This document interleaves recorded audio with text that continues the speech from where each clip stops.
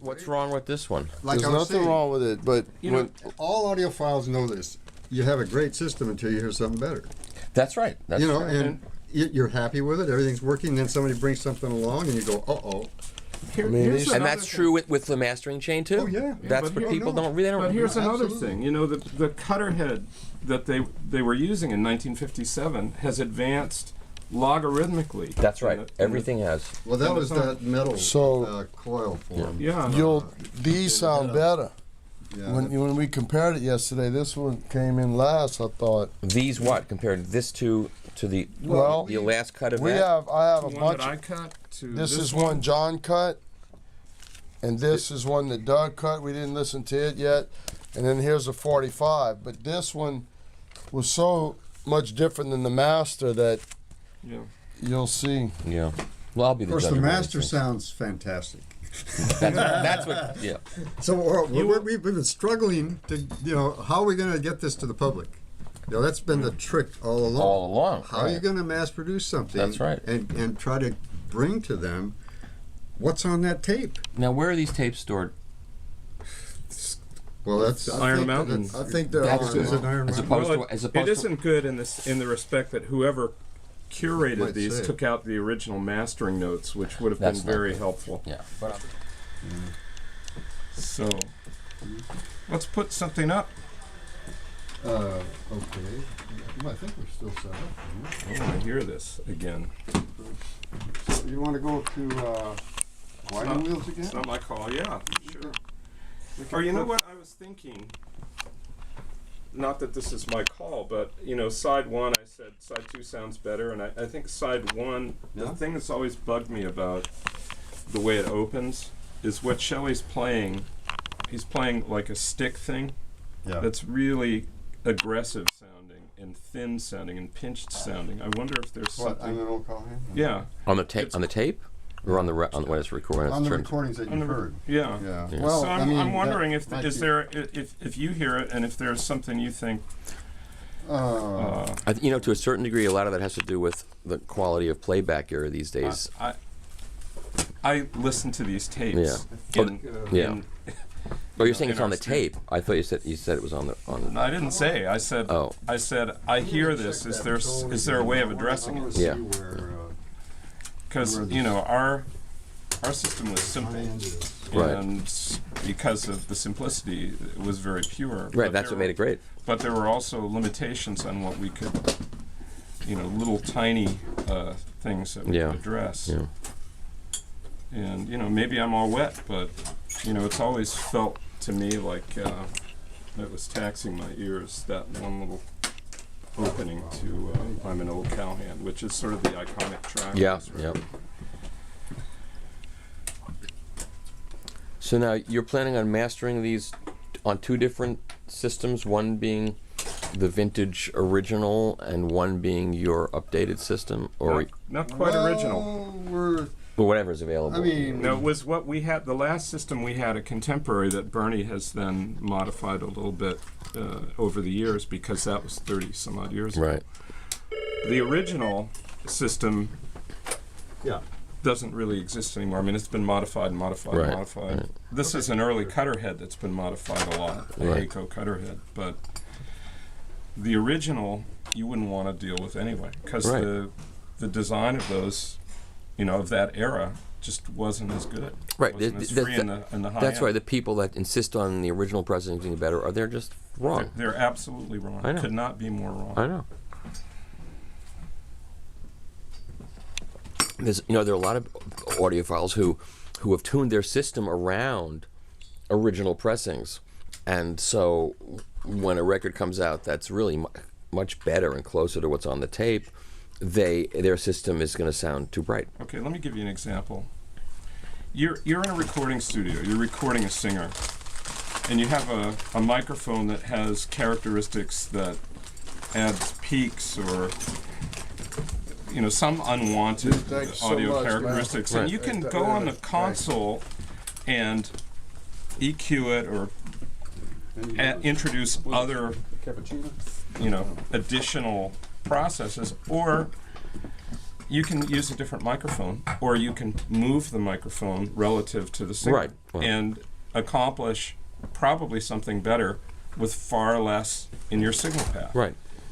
That's the way people should be approaching this, Right. not by trying to tune things to accommodate something that's not perfect. Right. You should start with something that's the best that can be, tune your system to that, and I agree. if it isn't, if you put on something that isn't as good, so you have, you have tone controls, or you have whatever it is on your home system, or Right. your audiophile home system, that you can do to address those. But to start your whole basis on some skewed Right. metric is. See, I think accuracy is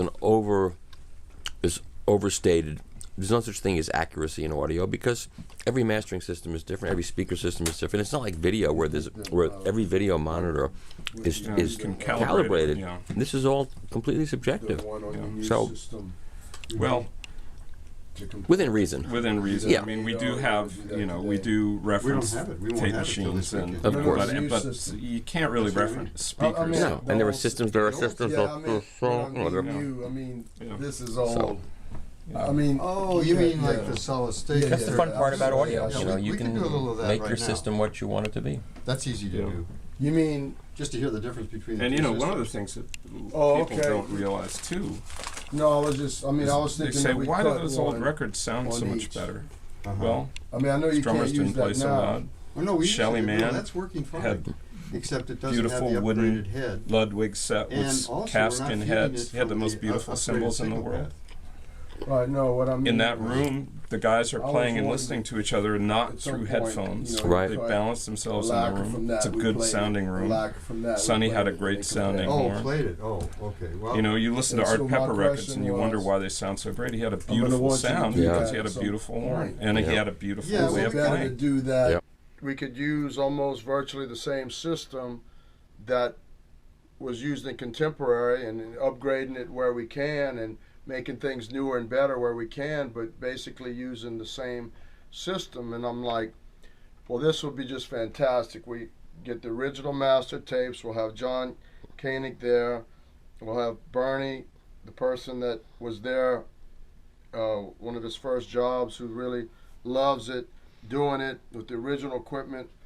And, we'll do the best job on the jackets, the plating, the pressing, and everything, and do deep groove and everything original we can. And it just sounded so great of a story to be Yeah. able to have, Bernie Grundman, not just Bernie Grundman mastering it, but Bernie Grundman, who has a passion, who has a love, who has a knowledge of it with the original equipment, master it. And it's just like, so the story just kept Yeah. building. And he's like, listen, I'd love to be a part of this. Give us a little bit of time to finish this thing up. And so it's just, I don't know, man. I think, we always strive to go all the way on everything. Yeah. But this is even more special. And who still has the original anything Yeah. from 60 years ago? Yeah. Who? yeah. Well, this is a historic thing. Yeah, these are some of the best recordings ever made, and they still hold up today. Yeah, musically and sonically. Yeah, and it also, this whole idea that you're talking about is that we all know it's only going to be as good as the weakest link. And that's why it's nice that you're kind of thinking about the whole process, all the way from the beginning, how it's played back, the system, what we're going to do here all the way there, and the plating, and the pressing, and the vinyl. And I mean, all of these things are the best that we've been able to come up with anyway. Right. After all these years of experimentation and trying to improve these systems, trying to get them closer and closer to what the original Video, yeah. explaining it, showing you like, this is, look, here's the equipment. This is for true. We're not transferring this from 2496 files. You know what I'm saying? This is Yeah. Yeah, this is actual analog Yeah. to lacquer. This, go get some of the other. A lot of people that are making records aren't going to show you what went into the sausage. Yep. You know, we'll show you the quality. Well, you always do, Chad. You don't have any secrets. Right. I mean, you have lots of secrets, but not involved in this. No, pretty much. I have hardly any secrets really, but but you also have to show them, and then with the liner note, the story, and then I'm gonna ask Bernie to write just a little bit of like the equipment used. Yep. And a little bit of maybe a paragraph or two.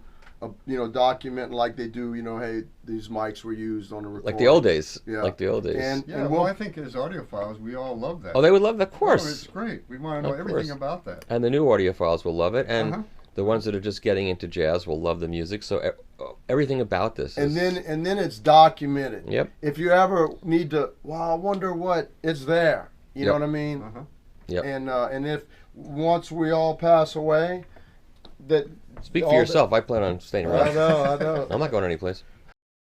Please like and subscribe for more audiophile content.